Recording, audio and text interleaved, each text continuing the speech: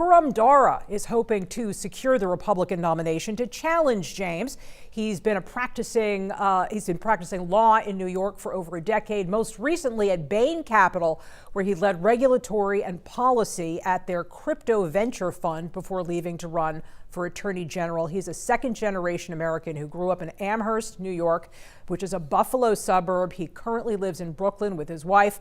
Khurram Dara, welcome to Capitol tonight. It's good to see you.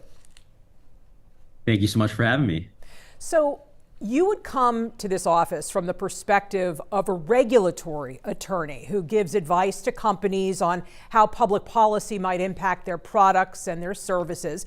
How do you think that experience will inform your role if you win, and the role as the state's chief law enforcement officer? Well, it's fascinating because this is an office across the country and especially in New York that has really evolved to be more of a regulator and a national policymaker.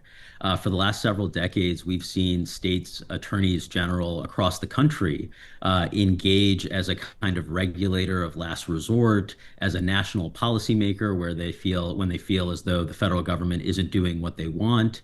And I think this expansion of the office has been quite costly in more ways than one.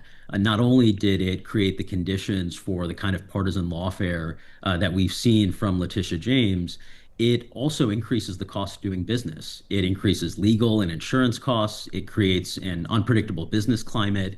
And it does so at a time when affordability is top of mind for people across the state. It does so at a time when public safety is a concern for so many New Yorkers.